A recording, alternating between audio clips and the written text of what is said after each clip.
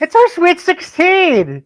All right, that was not really, but it's episode 16 of 84 Feet with Cady and Cap. I'm Brian Cady, the I guess you could say official voice of Section 2 girls 100%. basketball, ish. Also the voice of the New York State girls basketball tournament when it comes to Troy every St. Patrick's Day weekend it seems to be. Uh, and that's Brian Capitula, the head coach for Albany Academy girls hoops, who's apparently doesn't know how to figure out 36-hour span counting backwards from a time. He's trying to check into a flight, folks. Is what he's doing. Yep. And Alexa failed me too. Alexa got all confused and started calling me bad names and stuff. So we'll just figure it out when we get there. and of course the math guy here. I mean, 5 a.m. Wednesday. Go back 5 whatever. You can figure out the math, and Cap will just follow along. Yeah. So we've been this is gonna be the second week in a row we have well, not brand new but newer coaches on the air. Last episode we had Jeremy Thuriel, the brand new Guilderland girls coach, and this episode we're going to be joined by an upcoming second year coach for Burnt Hills Ballston Lake High School. Man, I've known for a decade ish, maybe a little less than that. He had a son and a daughter go through the Scotia Glenville basketball ranks under Coach Jimmy Tay for the boys, and on the girls' side, the last couple years of his daughter's career under Coach Megan Bowman, who is now out at SUNY Cobleskill, killing it in the D3 ranks. It's the one, it's the only. It's Kevin Winney joining the program. Kevin, what's going on, man? How you doing? Thanks for having me. What's going on, guys? Not too much. Things Relax. are good. Trying to figure out how to check into a flight. That's what I'm doing. Yeah, things are good. He's probably also trying to put together a list of what he's going to pack tomorrow night before he flies out on Wednesday morning. Because, we're men. We never pack in advance. Why would we pack in advance? That's crazy. We do not. Yeah, first things first, let's just jump into how this all came about for you. Because you were hired last August in 2023 to become the new head coach for Burnt Hills Ballston Lake.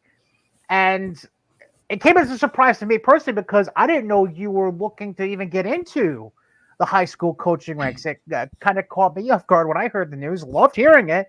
But how did the whole process come about? I know that, your son and daughter, they both are now officially done with at least the 4-year portion of their college degrees, and they're off. They're doing their thing. So how this all come about where you decide, you know what, let me make life a little more difficult and start coaching high school varsity basketball?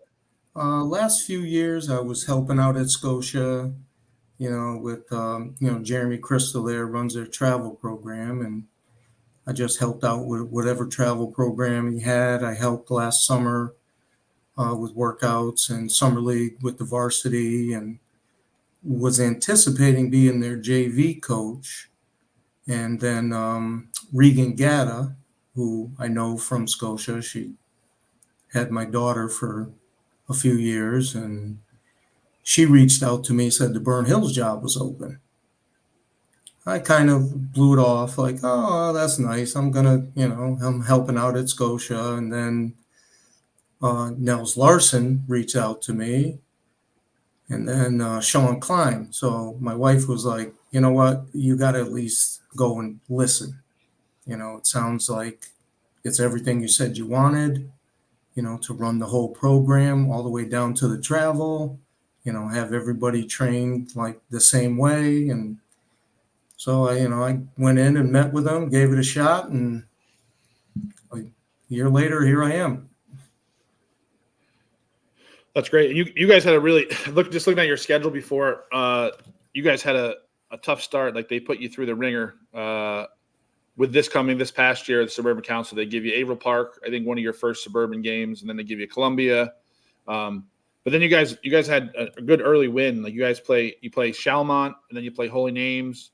You get 2 really good wins right off the bat, like to kind of start the year with a really young squad. At that point, when you guys are early in the season and have some new kids to varsity level, Is there anything that you have to do in terms of explain, like, hey, we're not going to win them all, or are they trying to win every game at that point, or are they like understanding that they have to learn how to win? They have to learn how to win, but we were going into every game to compete. And my whole philosophy is I don't care if we're up 50 or down 50, we play hard, we play to the whistle. And, Suburban Council is what it is. I mean, Sure. we went through a span, we went through like a murderer's row. And, and just to keep their heads to trust the process that, Sure. We're building for the future. I had 4 freshmen and a sophomore. Yeah. And a few, especially the Averill Park game. I mean, it's Averill Park. Everybody knows what to expect. And, my point guard afterwards, I'm like, look, you're 14 years old, and I'm asking you to lead a team against the best team in the state. Sure. Cut yourself some slack. But yeah, it was definitely a growing experience for them all. Sure. Now, I need to get back to something, though, that you mentioned when you were answering the opening question here. That Nels Larson guy, I don't know about him, man. No, Nels and I, we actually go back to the days when I did announcing for the MMA franchise Cage Wars around here. Mm-hmm. He was involved with that a little bit. So, but that Nels guy, I know he has a daughter on the team, so you got to kind of mind our P's and Q's a little bit. Not really, but of all the guys to try and recruit you, more or less, Nels, where does that relationship come from with Nels? How's he? Well, I coached for a brief time for City Rocks, and I actually coached Emma when she was in 4th grade. So it was kind of, we kept in touch. We know a lot of the same people. And, when he reached out to me, he's like, I'm asking all my basketball friends, we're looking for a coach and your name keeps coming up, would you be interested? So, yeah, I got to say, he's like all about the program. Yep. He just wants the girls to get equal footing, equal time, and he'll do whatever. And I put him doing my book, so he can't really talk too much at the table. So that's the way he actually wants on the show too, Brian. So I've already had conversations with him. He wants on the show, so we got to get him on at some point. He'll love to do it. Oh boy, an AAU parent wanted to come on our show. Can't imagine how that Yeah, was. but his experience just from men's league basketball, everything like that. My God, I think he was on every men's league team I ever showed up in a gym. So I'd be scared to say anything cross with him. He'd probably super kick me in the face. He's a great guy. So, Coach, like these days, obviously, the coaching has changed from where it was like when you played, from when I played. What do you think the biggest difference nowadays is, like with current like student athlete? Is it that they have too much to do? Like, what adversity or what challenges do you meet sometimes with some of like the student athletes that are now that like you didn't have a challenge with before when you played? What I find is like at Burn Hills anyway, we put a big emphasis on them playing multiple sports, which is fine. I don't mind that. Yep. Even my own kids have said, if they could go back and do it again, they would play more than one sport. They both pretty early just focused on basketball. The only time it really comes into effect is like now in the off season when, they're still playing another sport or they're playing AAU or they're playing, the AAU equivalent, for lacrosse or, and it's just hard to get them in the gym. Sure. And like, a big thing that's been at Burn Hills is they've never had like a summer program. Where Yep. At Scotia, we were lucky enough, I was lucky enough to have Jim Gimate coaching my son. And if my son wanted to get in the gym on Christmas, he would open the gym. Sure. And Meg Bowman was the same way. I remember helping her first year, and we were doing workouts when we couldn't get in the gym. We were out on the track and having them run bleachers, and we were playing at the outdoor courts behind the middle school. So I wanted to bring that same. I saw the success my son's teams had, Yep. having a coach that dedicated, and I just wanted to bring the same thing to Burn Hills.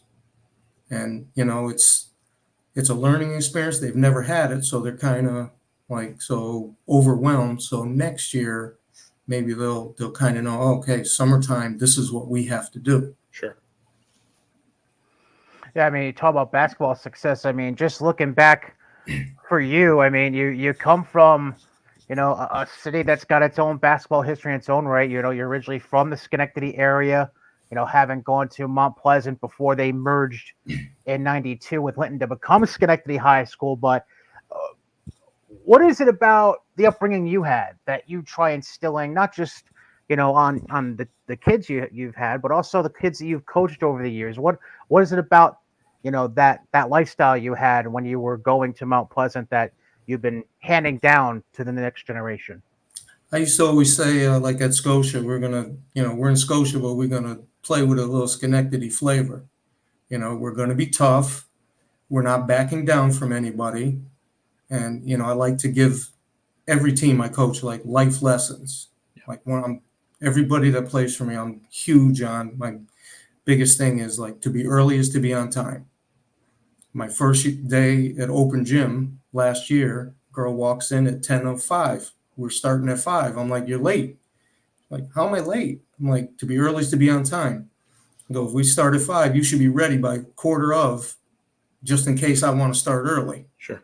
And everybody I've ever coached have bought into that. So it's holding them accountable, making them hold themselves accountable, and letting them all know that you're going to work for everything you get.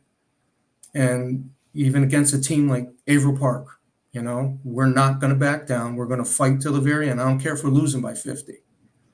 And it's just like a scrappy, hard-nosed dog mentality. Now you have a young team, and we can talk about some of your players and everything like that. Are there any players like moving forward this coming year that like will be one of the leaders of the team, even if they're young, freshmen, juniors, sophomores? Like in terms of, do you have a leader that you can see already, like leading this group into this coming year? Yeah, pretty much. One of his the same as last year. Tanaya Monfort, the point guard.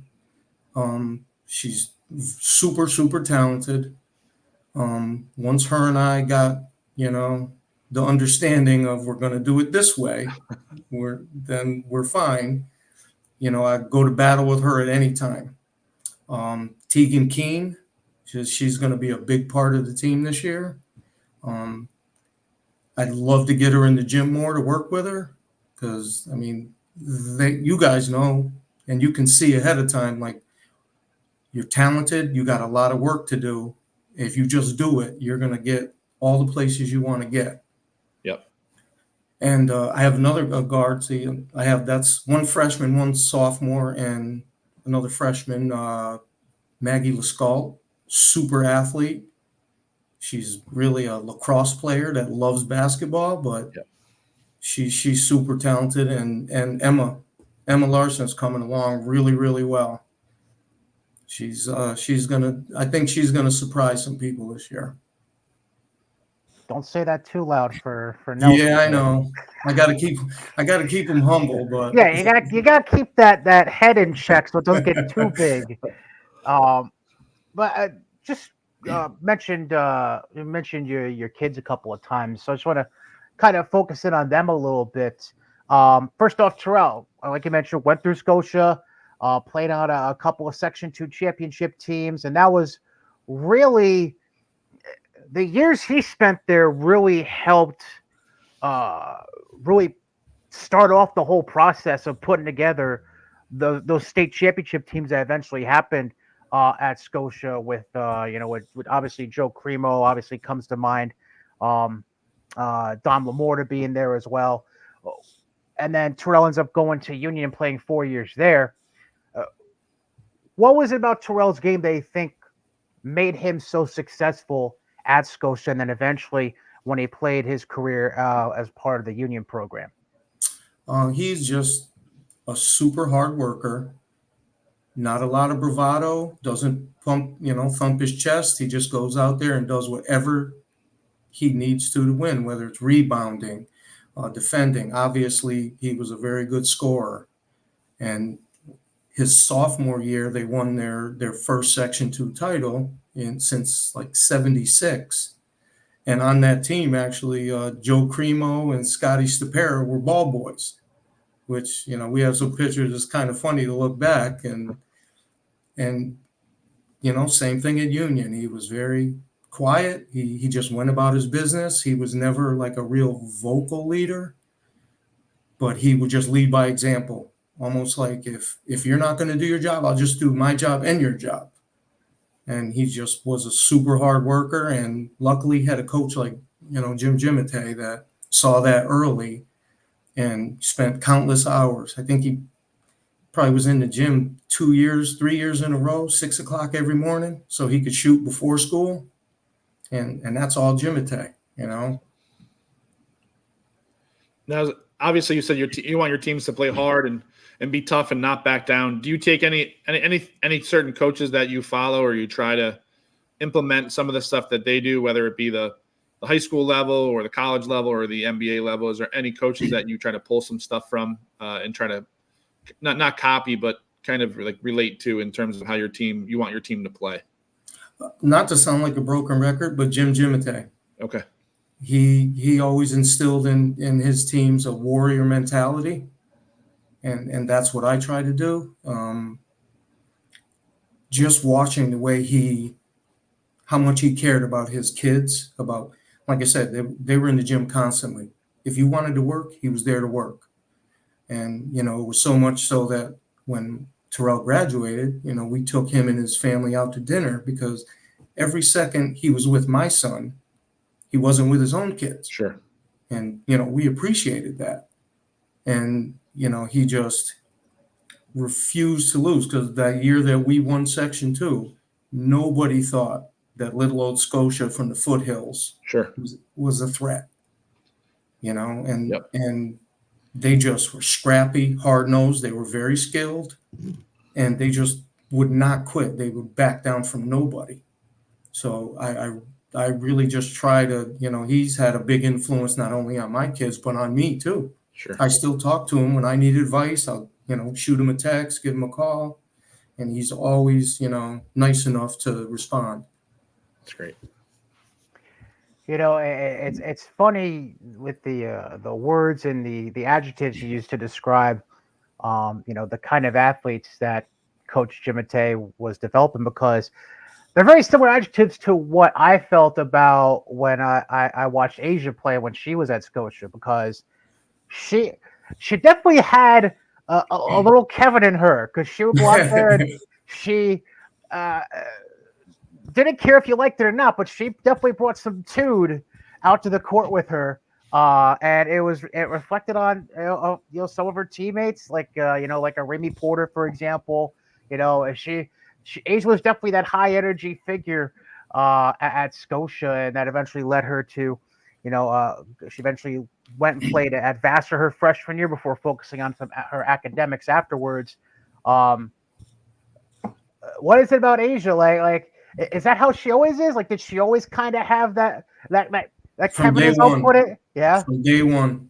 It's funny. We always say, like, Terrell has my wife's personality, very mild-mannered, very level-headed, and Asia was like the total opposite. You pushed the wrong button, and it was on. And she was just a scrapper, and they were two totally different kind of players. And it was actually one time Gimatay had said to Terrell, when you're older, have kids, I'd love for you to be like your mother. Right now, I need a little Kevin out of you. We never had to like ask Asia for that. She was just, she was a scrapper. Now, with your kids having a little bit of a basketball background, and they're way smarter than me, it sounds like, from the colleges that they attended. Would you ever encourage either one of them? Are they ever going to like follow you and get into coaching, do you think? I believe Asia would. She, whenever she can, she helps me, and it's nice to have her on the bench because we think so much alike. And Sure. A girl comes out, I don't have to say anything. Asia's like, I got it, and she'll tell her exactly what I was going to say. And she's come and she's helped me that last year with some of the girls in practice, and they absolutely love her. Like, when she comes around, it's forget about me. they could care less that I'm there. It's all about Asia. Yeah. So I could see her doing it. Terrell helped out after he graduated Union with Scotia's JV. He helped Mark Sawsville Okay. for a couple of years, and yeah, he's just not. He'd rather be doing other things. Sure. You mean he doesn't want to jump into business with Dom Lamorta, who's just No, I blown don't up think all over the so. place recently? No, I don't think so. To follow up on what you said about maybe Asia getting into coaching, I could see that because I can even think back to again her days at Scotia.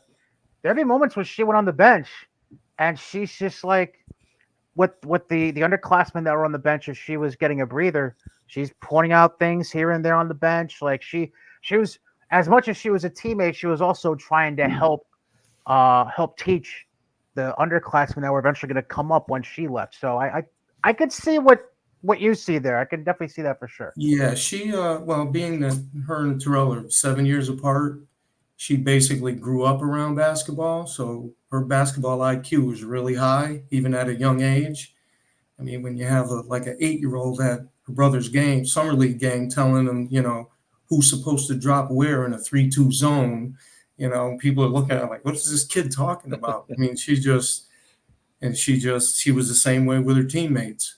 And she didn't mind like ruffling some feathers. You don't have to like it, you just got to do it. It's like the coach's daughter from the movie Remember the Titans. Yeah, There you go. pretty much. Yeah. It's exactly what I just thought of. Yeah, yeah, that's pretty funny.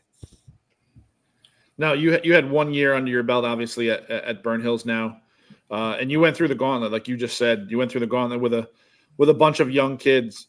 What do you think in terms of after year one and everything, and now into year two? What will you take from you after year one that maybe you learned that you didn't expect going into it that now you'll be aware of, kind of jumping into year two? A lot of the behind the scenes stuff that people don't see that you have to do. It's like the planning ahead. I wasn't like totally prepared for like the training, the game planning. That's one thing, but Sure. all it's August and I'm already thinking about, what we're going to do in December and I'm already worried about next year and we haven't even gotten to the season yet. Sure. And a lot of just in-game stuff, there's things I could do a lot better. Like I told the girls at the end of the year, you guys need to get better as players. I need to get better as a coach. I need to do things. I need to learn things. I'm not above picking other coaches' brains and just trying, especially successful programs. They're successful for a reason, and I want to know why. One thing that I did want to explore with you, as far as kind of doing a little compare and contrast, going back to, kind of actually kind of broken up into three areas, really. Going back to when Terrell was going through middle school and high school basketball, then Asia, and then today. And specifically, I wanted to ask you about, the AAU landscape because, you mentioned how you did some coaching for City Rocks, you coached for travel teams, involved with school programs.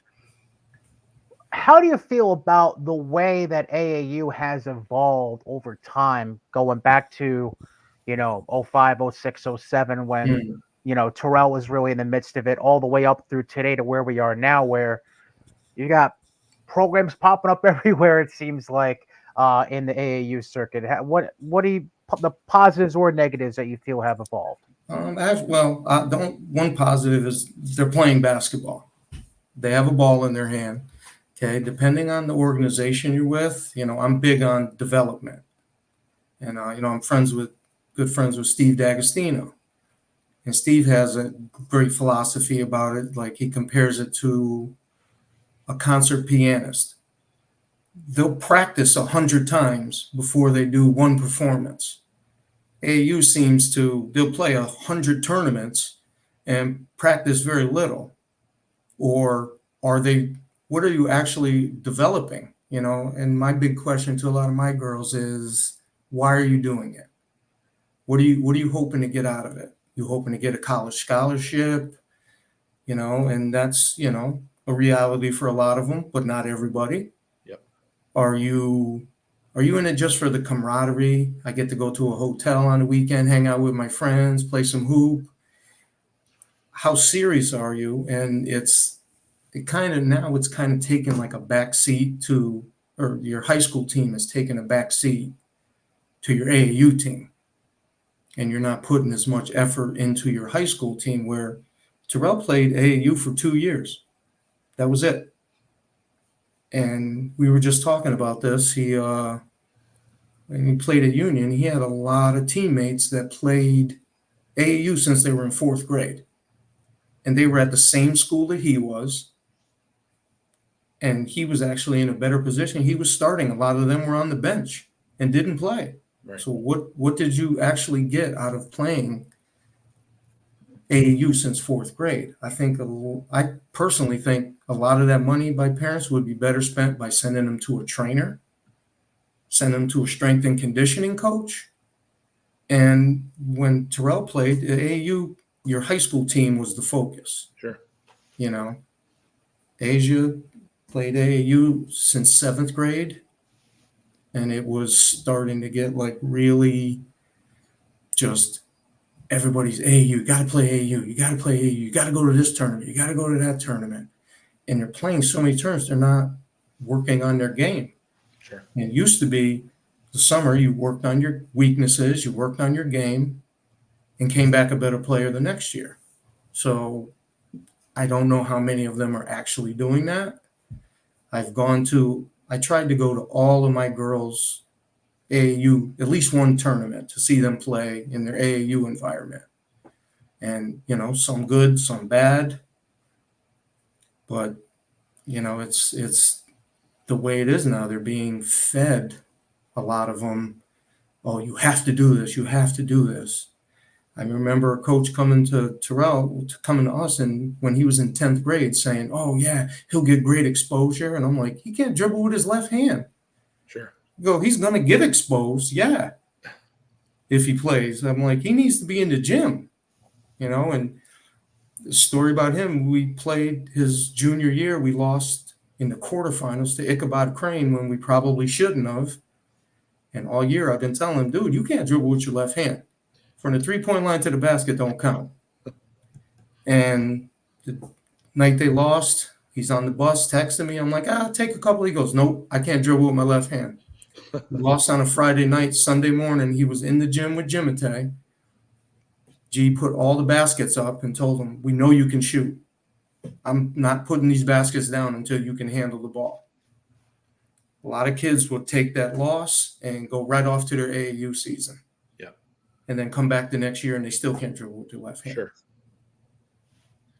So now as long as they're getting good training, I don't have a problem with it. Sure. If they go away and play AAU from from March until August, and they come back to me and they're twice the player they were, I'm all for it. Sure. But if they come back to me and now I got to fix all these mistakes that they're making, all these bad habits, then I have a problem with it. Yep. Now, in terms of you've switched. Obviously, you've been a coach for quite a while at the youth level and the JV level, and now varsity. How has it changed? And you were a parent of players that played. So, in terms of the parent side of things, how much different has it been now that you're a coach and a head coach of a varsity team, like dealing with those kind of things in terms of parents internally, or like looking back at how you handle maybe some situations? Do you see like maybe where like parents are coming from sometimes, or like, I guess there's not a great question for this, but is there a different way that you handle, or you look at it now that you were a parent, a basketball parent, now you're a coach dealing with the parents? Is there any certain way that you handle any kind of tough situations that you might have? Well, what I usually do, and I've always done, first practice, I have a parent meeting.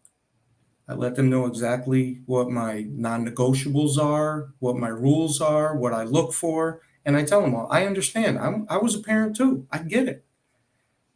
And I tell the girls all the time, your parents are telling you to shoot or take that shot because they want to see you do good. Now I see the other side from the coach's perspective. They see you every day in practice. They know what you can do and what you can't do. Sure. If I'm telling you to shoot, it's because I think you can make that. And last year I really didn't have any problems with parents, knock on wood. I always feel if you're just upfront right from the beginning, so there's no, 2 months from now, you can't come to me and say, well, Sally didn't come to practice. You didn't tell me that she was going to like not be able to play. I'm like, yeah, I did. Yeah. So I just try to be open and upfront with them right off the bat and let them know I understand. I was a parent too. Sure. I get it. It can be like almost intoxicating, being so wrapped up in the game, especially if it's a super competitive game. Yep. I get it, but you have to let the coaches coach. I have one player. Father came right to me and said, "You know what? You can play her as much or as little as you want to. You'll never hear a word from me or my wife." That's rare, but he was also a high school basketball coach, so he gets it. Sure. So, One other thing I wanted to bring up regarding your background is the misses. I have to bring up your wife a little bit here, just because I can remember back to anytime there was a Scotia game, it felt like, even if it was a boys game and Terrell had already graduated, I feel like if it was Scotia related, she was there. She's like a tremendous cheerleader for anything her kids did, and obviously you guys have been married for a long time now, and just how did you meet, and how did she buy into the idea of living the basketball life as it turned out to be for her, from Terrell to Asia, and now you as a high school varsity coach? well, we actually met through friends of mine from high school. She worked in a hairdressing shop for one, and then another friend of mine was like, "Hey, you guys should meet." For somebody that's never played a sport in her life, she like absolutely knows basketball inside and out. I can't talk to her when a Warriors game is on, so don't even like interrupt her. And she's always just been, Terrell started off a football player, so we were like all in on football. And then his going into his sophomore year that summer, he was playing summer league with the varsity, and we played Schenectady, I think, and we ended up beating them in overtime, which was like unheard of. And he had like 30 and 15, and the light went on like, wow, if I really concentrate on this, what can I do? So he absolutely broke our hearts, telling us he wasn't playing football anymore. So we had to like kind of shift focus. And yeah, she's all in. And my girls now, they gravitate to her.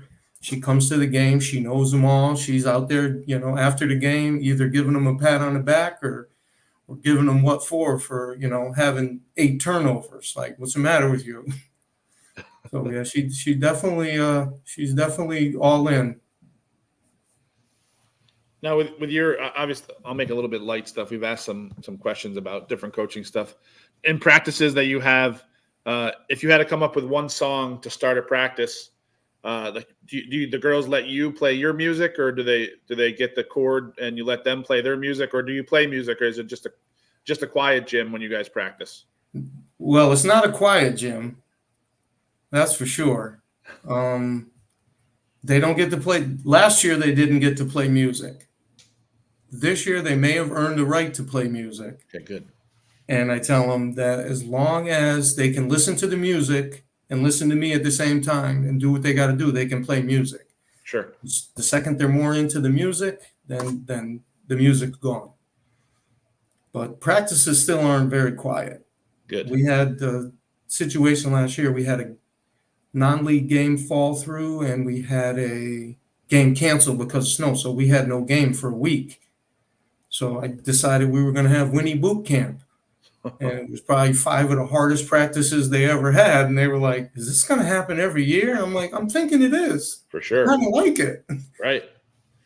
And those practices, it was loud, but there was no music. Yeah, I was gonna say if it's a team that's being coached by Kevin Winney, there's no way there's silence in that gym. No. No, because if it's not the kids following instruction, it's him. Uh, your voice carries. I'll put it that way. And Yeah, it's good though. They gotta listen. that week of that's why when they act like they don't hear me, I'm like, come on, you can hear me. I know you can hear me. People in the parking lot probably hear me. Now, as far as the next few years, I look at the Suburban Council and just stripping away the teams that are in AAA, which would be Shen, Albany, Shaker, Colony, Niskayuna. I think there's one or two. Troy. You strip those away, and you look at the double A portion of the Suburban Council. Obviously, with Averill Park losing Taylor Houlihan and Tatiana Toon, that, for lack of a better phrase, and we mentioned this last week with Jeremy Friel from Guilderland, the landscape to me is just completely wide open at this point with Double A, specifically in the Suburban Council, because there's a lot of youth, and even if you throw those AAA teams back in, there's a lot of youth, and how do you feel? Because you're kind of in that boat where you have a very young team, 4 girls coming back as sophomores this coming fall when they get back into school. What are your thoughts about the Suburban Council going forward these next couple of years with, these classes really of 2026 and 2027 that are going to be structuring the landscape of that conference? Yeah, it seems like everybody has young players. It's who's going to develop, who's going to work harder. And as far as Averill Park's Averill Park. Doesn't matter. They're always going to be there because they have a very strong off-season work ethic, and they're always in the gym. So it's who's going to stay in the gym to keep up with them, and, of course, anybody can be beaten, but you got to put in a lot of work. You can't just hope that you're going to be able to beat a team like any of those teams. Suburban Council's tough. Now, I gotta ask a non-basketball question quick before I get into the way I usually end these interviews. And I referenced this before we got on the air. You are a fearless fan of the San Francisco 49ers, and to tug on my heartstrings a little bit, you're also a UNC fan. So I'll give you the UNC. My man. Oh, how Meg Bowman hated that because she's a relentless Duke fan. Love it. Well, every time we would have a summer workout, I made sure I wore something North Carolina, and she would hate it. Oh, I love it. Love it. Anything to, turn it a little bit on her.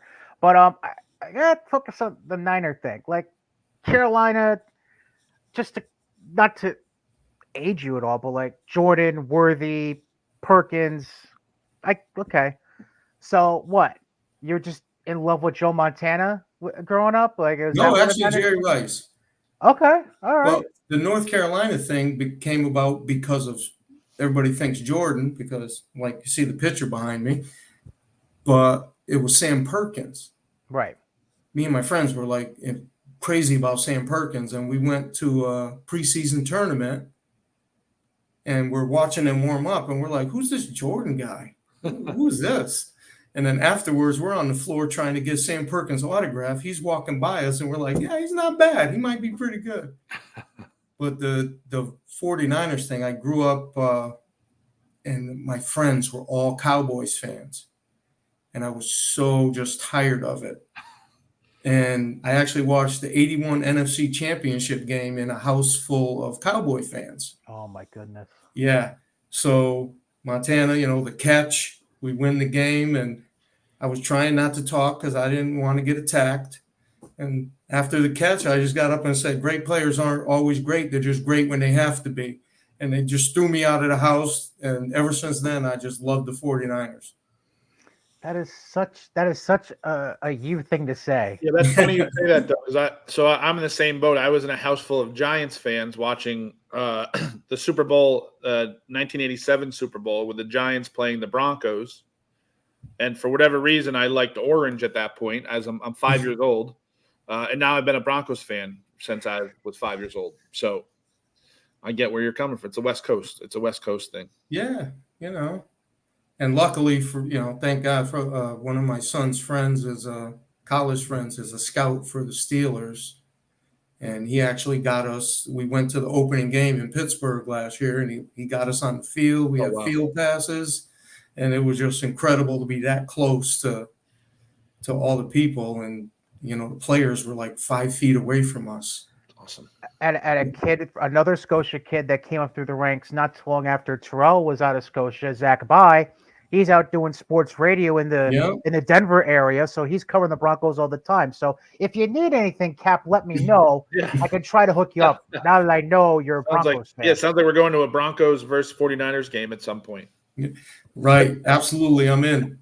Hey, and as far as Zach By, he actually reached. This is just like another Jimite Scotia thing. He reached out to us when Terrell was in 8th grade. And, saw talent in him, wanted to work with him. And we're like, who the hell is this? we like called G, and G's like, no, he's great. Just let him work with Terrell. And, he took Terrell under his wing. And, it's just, yeah, he's a great guy. Zach is definitely one of a kind. He's one of a kind for sure. When he played semi-pro, we went to one of his games. He played for, I think it was the Patroons. Yep. And when they were playing at CBA, and he was in the stands with us, telling us like the background of all the players. And I'm like, Zach, don't you have to warm up? Shouldn't you be out there? And he's like, yeah, I'm going, but I got to tell you about this guy. Oh no, the Legends. You're thinking of the Legends. They played at CBA. Yes, that's who it was. Oh yeah. Oh man. Anytime somebody brings up the Legends, I immediately think of Tiki Maven, and I two stories I shouldn't talk about on air, so we'll just leave it at that. Yeah, Zach's a great guy. All right. So to end all the interviews in recent weeks, I've been doing a closing segment called Life's Most Important Questions. They're not really important, they're just kind of silly little questions. Just whatever answer pops in your head first, rattle it off, and yeah, that's all there is to it, all right? All right, here we go. First off, I don't know if you're really a soda drinker, but I'll still ask the question anyways. Are you a Pepsi guy or a Coca-Cola guy? I would say Pepsi. Okay. I don't really drink soda much, but I used to drink Pepsi. Okay. Ice cream, or really anything dessert related. Are you more of a chocolate guy or a vanilla guy? I'm more of a lot of stuff in the ice cream guy, like peanut butter pandemonium. About the toppings, yeah. Yeah, I'm more of a not huge chocolate ice cream, but give me some vanilla with a lot of stuff in it, I'm good to go. All right, that's fair. Is a hot dog a sandwich? To me, a hot dog's a hot dog. I don't know. That's good. That's good enough. This is gonna sound weird, but I gotta ask it for the case of a particular friend of mine. What goes in the bowl first, the cereal or the milk? Cereal. Okay.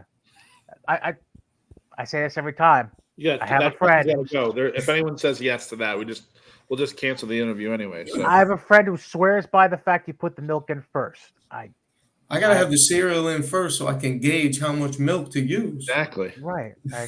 I don't know. She's weird. I don't know how to describe it. That's not Megan, is it? No. It's a different Sage alum though. So that tells you about Sage a little bit. Last one I got. You're on a deserted island. Who are the 2 people you want the most to help you survive and get off that deserted island? Oh man. That's a good one. I would say one would be my wife, because she's a good problem solver. And she kind of will keep me level-headed when I'm like starting to snap. I might have to go with Jimite. He's a genius. He could figure it out mathematically how we could get off of that island. I like that. I like that one. I was kind of wondering if you'd bring Jim up. All right, yeah, that's good. That's good. Cap, anything else you'd like to chime in with before we wrap this boy up? No, from watching from at least a little bit of afar and watching some of your games against the other Colonial. You played a couple Colonial games this year, so I'm sure that you're going to have trouble getting non-league games coming up, which is a good and a bad thing. That means your team is really good. Yeah, we had a little trouble. So teams don't want to start playing you when they're like, "Oh, we'll play Burnt Hills forever," and now all of a sudden, like, maybe we won't play Burnt Hills because they're young talent. So the talent you guys have is great, and I look forward to keep watching you guys play and obviously root on like guys that I know that you know Jerry Vienne as well as a friend. So we kind of root on guys that we know closely. So I definitely root for you guys whenever you're not playing a Colonial Council team. We'll definitely be rooting for you guys. Thank you. Appreciate it. And I actually I know somebody on your coaching staff. Darren Rafferty is my brother-in-law. Oh, okay.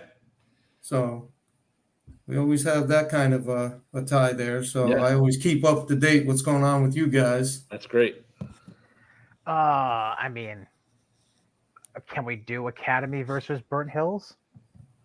Whatever. Good. I'm just throwing it out there. No pressure. Just saying. I'm not sure there's a better group of like 26, 27s that are like that's the group. So yeah.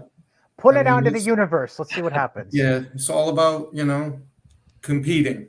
exactly. Just compete. That's all I ask of my girls. Just compete. I was going to say, the Winnies never back down from a challenge. Nope. They're all about it. Especially this guy. Hell yeah. He don't care.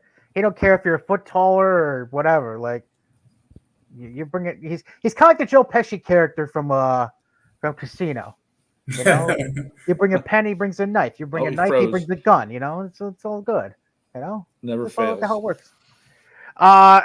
Kevin Winney, head coach for Burnt Hills Ballston Lake Girls Hoops on the varsity side.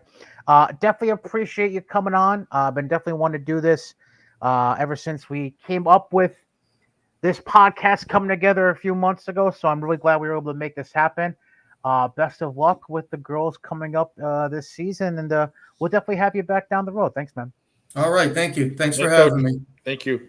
Absolutely. Thank you. Kevin Winney, head coach for Burnt Hills Ballston Lake Girls Varsity Hoops. Yeah, your impressions of Coach now that you've had 45 minutes with him.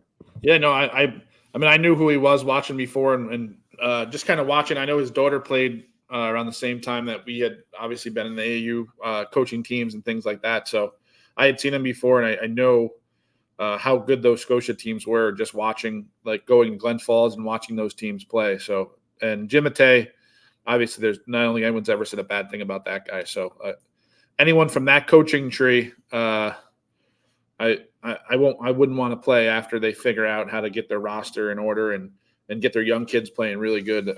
I don't think they're far away from making a ton of noise around here.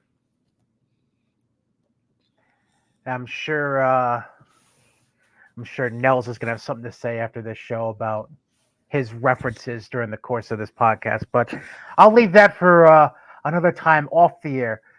So yeah, that wraps up episode 16, I think, unless you got, I know you're worried about packing and checking into flights. I'll pack at like 4:15 for a 5:30 flight on Wednesday. I'll be fine.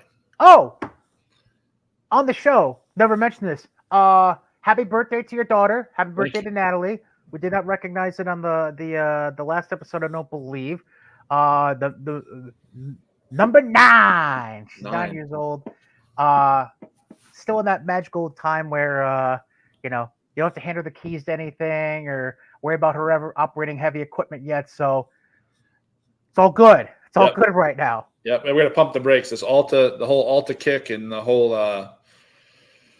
Lululemon and all this other stuff already. Like, my sister asked what she wanted, and I want Lululemon. And I looked, it's like $98 for a pair of pants. Like, listen, I haven't spent, I mean, maybe a pair of sneakers, but I haven't spent more than like $28 on a pair of pants in like at least 8 years. So. Listen, Lululemon is more out of control than those half put together jeans with the holes in them. All right. Oh yeah, it's and how is lip gloss like $19 for lip gloss? Like I don't.